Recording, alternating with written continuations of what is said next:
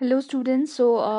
कल हमने पढ़ा था, लास्ट क्लास में हमने पढ़ा था कि स्टीरियोकेमिस्ट्री, राइट। स्टीरियोकेमिस्ट्री का हमने बेसिक सिलेबस देखा था और उसकी क्लासिफिकेशन किए थे। और क्लासिफिकेशन जैसे आइसोमर्स होते हैं, दो तरह के होते हैं, स्ट्रक्चरल आइसोमर्स, स्टीरियो आइसोमर्स। और the stereo isomers furtherly classified होते हैं कॉन्फिगरेशनल एंड कन्फर्मेशनल। और कॉन्फ़िगरेशनल फर्दर डिवाइड होते हैं ऑप्टिकल और ज्योमेट्रिकल आइसोमर्स। और स्ट्रक्चर आइसोमर्स में भी तो चेन आइसोमर्स होते हैं, position ring isomers, metamers, functional groups isomers and और टॉटमर्स। इन सब के हमने विद एग्जांपल हमने डेफिनेशंस पढ़े थे।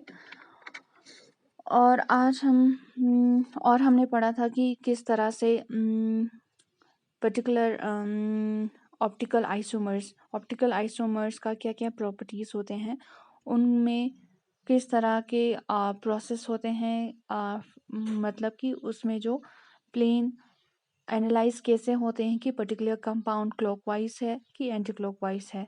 तो हम इस तरह के जो प्रॉपर्टीज मैक्सिमम हम ऑप्टिकल आइसोमर्स में हम देखते हैं।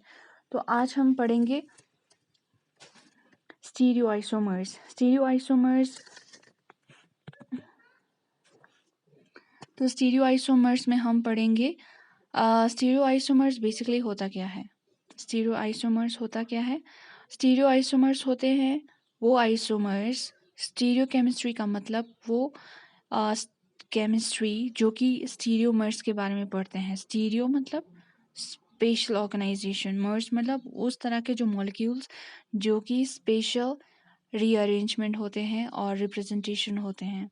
कोई भी अगर हम देखें पर्टिकुलर मॉलिक्यूल जिसका रिप्रेजेंटेशन किस तरह से होते हैं, इस तरह के जो मॉलिक्यूल्स उनके रिप्रेजेंटेशन होते हैं या तो वेज फार्मूला से या तो Newman, Sawhorst, Fisher projection. These are basically some kind of the representation, some kind of the methods जिसके थ्रू हम ये पता कर सकते हैं कि पर्टिकुलर मॉलिक्यूल को किस तरह से हम दिखा सकते हैं।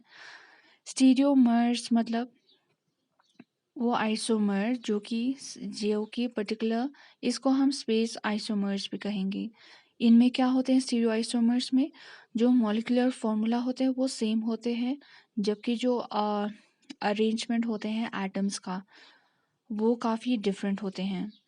और हमने पिछले क्लास में भी पढ़ा था कि स्टीरियो आइसोमर्स दो तरह के होते हैं, कन्फर्मेशनल आइसोमर्स, कॉन्फिगरेशनल आइसोमर्स। जो कन्फर्मेशनल आइसोमर्स होते हैं वो इंटरकन्वर्टेबल होते हैं। इंटरकन्वर्टेबल मतलब जो कि पर्टिकुलर कार्बन बॉन्ड के अराउंड रोटेशन करके उसमें क्या होते हैं, कन्वर्जन्स होते हैं, चेंजेस होते हैं। जबकि कॉन्फिगरेशनल आइसोमर्स में क्या होते हैं, इंटरकन्वर्टेबल नहीं होते हैं। उनमें जो कार्बन डबल बॉन्ड होते हैं वो काफ़ी रिस्ट्रिक्टेड होते हैं। तो इस तरह से हम डिफ्रेंशिएट कर सकते हैं कन्फर्मेशनल और कॉन्फिगरेशनल। नेक्स्ट और इसी ऑप्टिकल आइसोमर्स में हम पढ़ेंगे। और जो कॉन्फिगरेशनल आइसोमर्स में दो तरह के होते हैं, ऑप्टिकल आइसोमर, ज्योमेट्रिकल आइसोमर्स। और जो ऑप्टिकल आइसोमर्स में जो कंपाउंड्स जो कि ऑप्टिकली एक्टिव होते हैं, उस तरह के कंपाउंड्स में हम इस तरह के मेथड्स को हम इस्तेमाल करके, जैसे कि वेज फार्मूला हो गया, न्यूमैन फार्मूला हो गया, सॉहॉर्स और फिशर प्रोजेक्शन, इस तरह के मेथड्स को हम इस्तेमाल करके हम उस तरह के मॉलिक्यूल्स को हम रिप्रेजेंट कर सकते हैं जो कि ऑप्टिकली एक्टिव होते हैं। और जो ऑप्टिकली एक्टिव होते हैं उनमें हम ये भी पता कर सकते हैं कि particular molecule left rotation left hand side पे है या राइट हैंड साइड पे है, उसका जो अरेंजमेंट। तो रिप्रेजेंटेशन ऑफ द मॉलिक्यूल इस तरह के ही होते हैं। मॉलिक्यूल्स को हम पर्टिकुलर स्टीरियो केमिस्ट्री में हम पर्टिकुलर 3D को, कोई भी हम 3D मॉलिक्यूल्स होते हैं उसको हम 2D में हम दिखाने की कोशिश करते हैं। 3D को हम क्या करने की कोशिश करते हैं, 2D में दिखाने की कोशिश करते हैं। इसमें हम 3D पर्टिकुलर मॉलिक्यूल प्रेजेंट होती है उसको हम 2D में जो कि प्लेन होते हैं उसमें रिप्रेजेंट करने की कोशिश होती है। तो ये मेथड्स है रिप्रेजेंट करने का पर्टिकुलर मॉलिक्यूल में जो एटम्स होते हैं, एटम्स की अरेंजमेंट किस तरह से होती है उसको हम रिप्रेजेंटेशन कहेंगे। उस रिप्रेजेंटेशन को हम किस तरीके से दिखा सकते हैं, इन सब मेथड्स के थ्रू हम दिखा सकते हैं। अब नेक्स्ट हम पढ़ेंगे कि किस तरह से हम किस तरह के रिप्रेजेंटेशन को वेज कहेंगे, सॉहॉर्स कहेंगे, न्यूमैन और फिशर।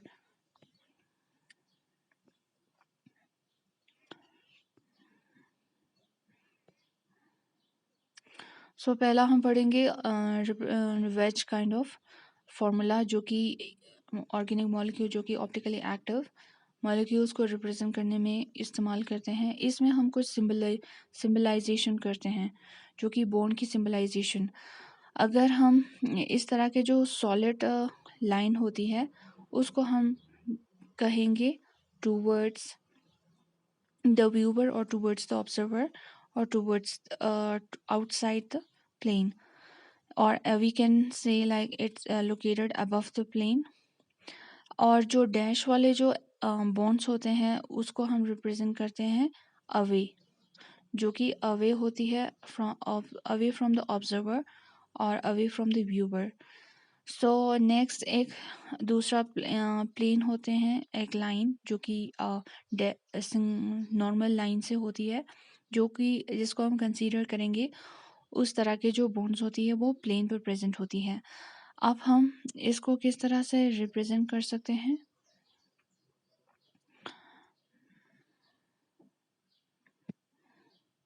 इन सब को हम रिप्रेजेंट करेंगे। जैसे ये कार्बन है सेंटर में, राइट। सो कार्बन ये मिथाइल ग्रुप है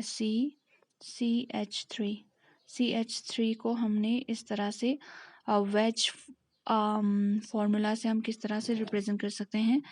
इसमें 4 कार्बन हाइड्रोजन्स प्रेजेंट होती है जो कि अराउंड कार्बन होती है। इसका मतलब यह है कि ये जो हाइड्रोजन है वो टूवर्ड्स द व्यूअर है, और ये इसका मतलब है ये अवे फ्रॉम द व्यूअर, और ये दोनों क्या है ऑन द प्लेन। ये H carbon H hydrogen hydrogen, ये इस तरह के ये जो बॉन्ड्स है, ये जो एंगल है और ये जो प्लेन है वो प्लेन के ऊपर प्रेजेंट है। इसका मतलब ये इसकी पोजीशन नॉर्मल है या प्लेन है। इस तरह के जो कंपाउंड, इस तरह के जो मॉलिक्यूल है उसको हम ट्रैक्टाबिलन कहेंगे। ट्रैक्टाबिलन इसलिए क्योंकि कार्बन सेंटर में है, 4 हाइड्रोजन एट द कॉर्नर्स पे है। यहाँ पे हमने जो 3D मॉलिक्यूल प्रेजेंट है, यूजुअली ये इन एग्जिस्ट 3D में करते हैं, but we have to show it on 2D, जो कि पेपर क्या होते हैं 2D होते हैं। 3D से हमें 2D में दिखाना है कि किस तरह से मॉलिक्यूल दिखता है। तो इस तरह से हम पर्टिकुलर मॉलिक्यूल जो कि 3D में होते हैं, स्पेशल उनकी फीचर स्पेशल ऑर्गेनाइजेशन होती है मॉलिक्यूल्स की, उसको हम इस तरह के से दिखा सकते हैं। और दूसरा एग्जांपल हम ये लेंगे, फॉर एग्जांपल लैक्टिक एसिड। यहाँ पे जो लैक्टिक एसिड है, लैक्टिक एसिड क्या होते हैं, कार्बन होते हैं, इसका एक हाइड्रोजन हाइड्रोक्साइड, यहाँ पे C+O यहाँ पर क्या है CH3। यही एक कायरल है क्योंकि इसमें सारे जो सराउंडिंग जो एटम मॉलिक्यूल्स है वो सारे डिफरेंट है एक दूसरे के, सारे जो फंक्शनल ग्रुप है एक दूसरे से डिफरेंट है। तो इसलिए अगर हम इसको वेज फार्मूला के अप्लाई करें तो क्या होगा, ये हाइड्रोजन प्रेजेंट होगा away from the observer, hydroxide होगा टूवर्ड्स द ऑब्जर्वर, और जो COH और CH3 होगा वो प्लेन पे होगा, मतलब कि ऑन द प्लेन होगा उसकी जो लोकेशन जिसको हमने रिप्रेजेंट किया सिंपल लाइन से।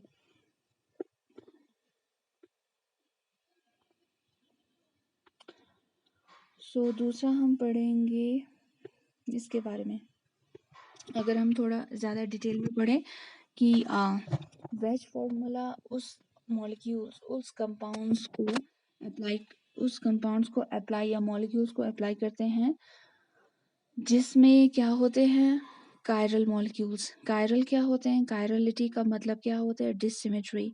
उनमें सिमेट्री, अगर ऐसा कार्बन हो, इसमें हाइड्रोजन हो और CH3 हो और OH हो, इसको हम कायरल नहीं कहेंगे, क्योंकि इनमें जो दो एटम्स है वो दोनों क्या है? सिमिलर है। बट इसमें क्या होनी चाहिए? डिसिमेट्री होनी चाहिए।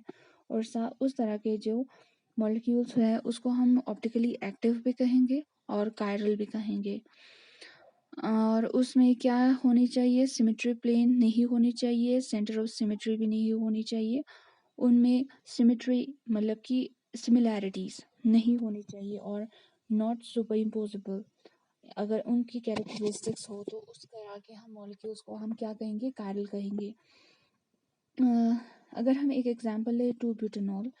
2 ब्यूटेनॉल में क्या है? यहाँ पे CH3 है, OH हाइड्रोजन, C2H5, राइट। सो इस तरह के जो मॉलिक्यूल्स को हम कायरल इसलिए कहेंगे, इस तरह के जो मॉलिक्यूल को हम कायरल इसलिए कहेंगे क्योंकि इनमें क्या है? डिसिमेट्री, इसमें सिमेट्रिकल नहीं है। तो अगर हम इस तरह के जो मॉलिक्यूल्स में अगर हम मिरर रखेंगे, ये क्या रिप्रेजेंट करता है? मिरर। तो इस मिरर को जब हम रखेंगे तो इसका जो मिरर इमेज होगा वो इस तरह से दिखाएंगे, जहाँ पे CH3 जो टूवर्ड्स द ऑब्जर्वर होगा और OH होगा अवे फ्रॉम द ऑब्जर्वर, और H, CH2CH वो होगा प्लेन के ऊपर। उसी तरह हम दूसरा एग्जांपल ले, लैक्टिक एसिड। लैक्टिक एसिड क्या है? इसका एक मॉलिक्यूल एक एक COH है, दूसरा H है और C double bond OH CH3। ये सारे जो मॉलिक्यूल्स है इस कार्बन से जुड़ा हुआ, वो सारे क्या है? डिफरेंट है। तो इसलिए ये भी एक क्या है? कायरल कायरल कंपाउंड या कायरल मॉलिक्यूल भी हम कायरल मॉलिक्यूल प्रेजेंट है। और ये जो पॉजिटिव लैक्टिक एसिड और नेगेटिव लैक्टिक एसिड, जो कि डिपेंड करता है किसके ऊपर? कि डेक्स्ट्रो रोटेटरी है या लिबो रोटेटरी। वो इसके बारे में हम आगे डिटेल्स में पढ़ेंगे। नेक्स्ट जब हम पढ़ेंगे कंसेप्ट ऑफ कायरलिटी, उसमें हम डिटेल्स में पढ़ेंगे कि डेक्स्ट्रो क्या है, लिबो क्या है, किस तरह से उनकी रिप्रेजेंटेशन होती है। और जब नोमेनक्लेचर होता है R और S कॉन्फ़िगरेशन, EZ और उस तरह के जो DNL कॉन्फ़िगरेशन नोमेनक्लेचर, उसमें हम इस तरह के कंसेप्ट को हम ज़्यादा अंडरस्टैंड कर पाएंगे।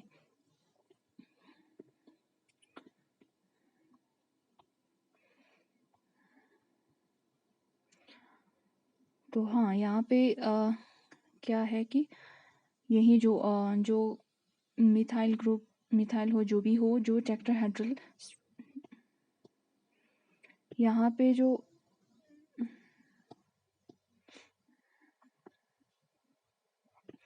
यहाँ पे क्या रिप्रेजेंट किया है? पर्टिकुलर जो मॉलिक्यूल जिसमें वेज फॉर्मूला अप्लाई करते हैं, उसमें क्या होनी चाहिए?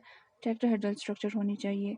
और इसमें रिप्रेजेंट किया वही similar story, A C B क्या है? एक प्लेन में है और ये away from the observer dash वाला, और जो सॉलिड वाला है टूवर्ड्स द ऑब्जर्वर। सो इस अगर हम इसी को अगर एक पर्टिकुलर कंडीशन देंगे और इसको हम इस तरह से रिप्रेजेंट करें, फॉर एग्जांपल यहाँ पे अगर ABCD हमने रखा और इसको हमने रिप्रेजेंट किया echo away from the observer, अगर हमने इसकी डायरेक्शन चेंज की, पहले उनका डायरेक्शन था इस तरह से और इसकी डायरेक्शन अगर इस तरह से करेंगे, क्या हम बोल सकते हैं कि ये दोनों सेम है?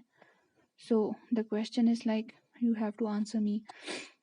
सो आप लोगों को ये पता करना है कि इन दोनों का सिमिलैरिटीज है या नहीं, क्या ये दोनों डिफरेंट है, किस वजह से डिफरेंट है। तो कार्बन क्योंकि हर कार्बन की जो रोटेशन होती है वो अलग होती है, राइट। यहाँ पे कार्बन 3 फॉर्म्स हाइब्रिडाइजेशन होती है। एक तो sp3 मतलब इसका क्या होते हैं? CH3। और sp2 का मतलब C डबल बॉन्ड, इसमें जो जिसमें सिंगल बॉन्ड होते हैं उसमें sp3, जिसमें डबल बॉन्ड होते हैं उसको हम sp2 कहेंगे, और जिसमें ट्रिपल बॉन्ड होते हैं उसको हम sp कहेंगे, राइट। तो इस तरह के अरेंजमेंट्स होते हैं पर्टिकुलर कंपाउंड के, उसी के बेसिस पर हम पता करेंगे कि उसकी कायरलिटी कैसी है। और दूसरा ये मॉलिक्यूल है जिसका एक प्लेन अगर नॉर्मल ब्यूटेन है, राइट, 1 2 3 4 5 6 2 3 4 5 6 है। सो ये एक मॉलिक्यूल है जिसको हम पेंटेन कहेंगे। वहाँ पे इस पेंटेन में फंक्शन ग्रुप OH प्रेजेंट है। OH इसमें OH एक कार्बन, मान लो ये दोनों एक कार्बन है, यहाँ पर एक कार्बन, यहाँ पे एक कार्बन, यहाँ पे एक कार्बन। सो इस कार्बन के ऊपर जो OH फंक्शन ग्रुप वो डैश की तरह दिखाते हैं और दूसरे में भी डैश, और जो हाइड्रोजन है वो away from the observer.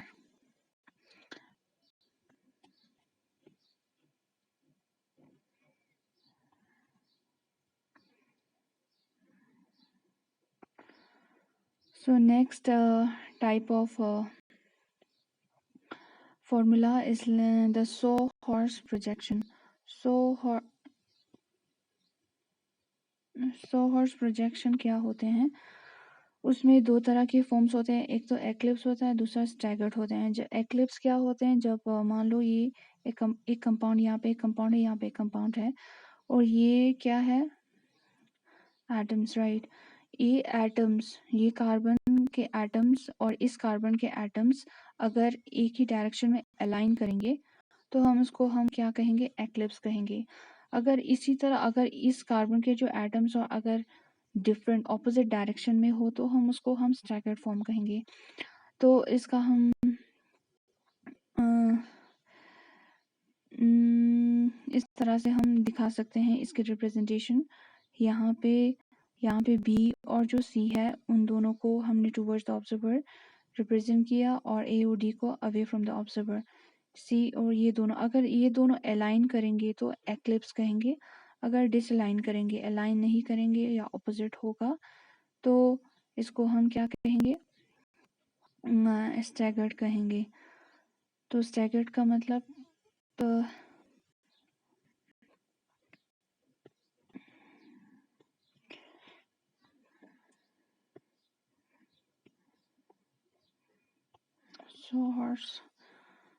Sawhorse projection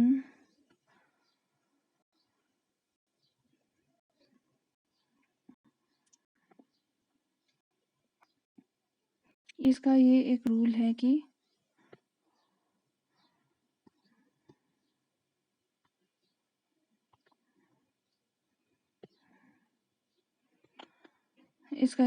कि जो राइट होगा वो राइट हैंड साइड वाला होगा वो वेज होगा, और जो लेफ्ट हैंड साइड होगा वो डैश होगा।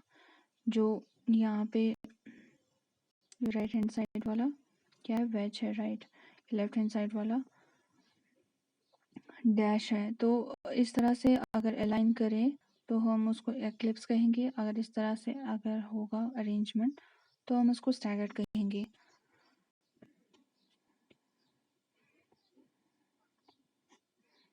सिमिलरली ये सॉहर्स हो गया। न्यूमैन प्रोजेक्शन में किस तरह से होते हैं, न्यूमैन प्रोजेक्शन में इस तरह से रिप्रेजेंट करते हैं। फॉर एग्जाम्पल यहाँ पे हमने दिखाया क्या, यहाँ पे मान लो एक कार्बन है, दूसरा कार्बन ये है। अगर इस मॉलिक्यूल को, जिसमें मान लो यहाँ पे HDT लिखा हुआ है और दूसरा क्लोरीन फ्लोरीन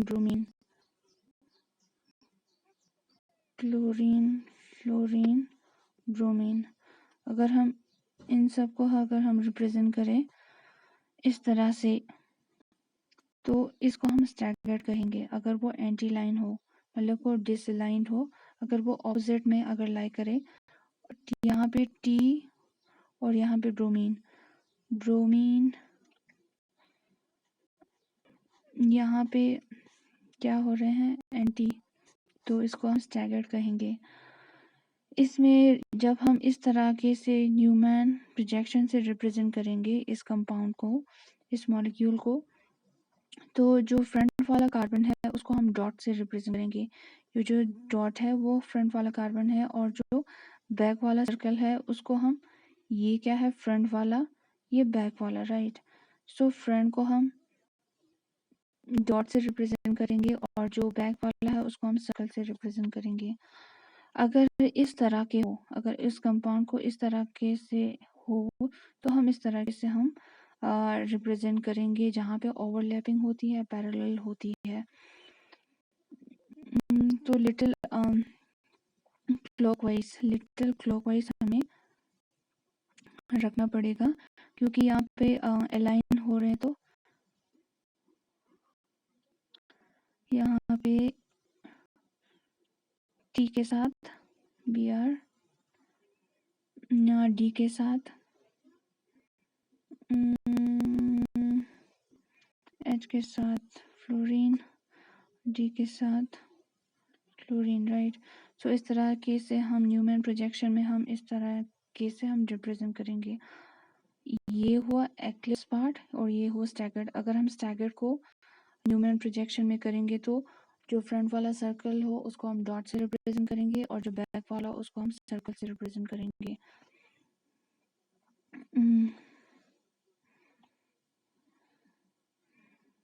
और चौथा ये क्या हुआ, फिशरमैन प्रोजेक्शन। फिशरमैन प्रोजेक्शन में क्या होते हैं, सिंपल होते हैं। हम इस तरह के से रिप्रेजेंट करेंगे, पर्टिकुलर इस तरह से ABCD सिंपल लाइन से रिप्रेजेंट करेंगे। मान लो यहाँ पे एक कायरल कंपाउंड प्रेजेंट है, कार्बन के अराउंड ब्रोमीन जो कि towards the observer, hydrogen away from the observer, chlorine और आयोडीन क्या है प्लेन के ऊपर है। अगर इसको हम यहाँ पे एक मिरर रखे तो इसकी जो मिरर इमेज होगा वो इस तरह के से होगा। और उसी तरह अगर हम इस तरह के जो कंपाउंड को हम देखें, इस तरह के जो कंपाउंड्स को अगर हम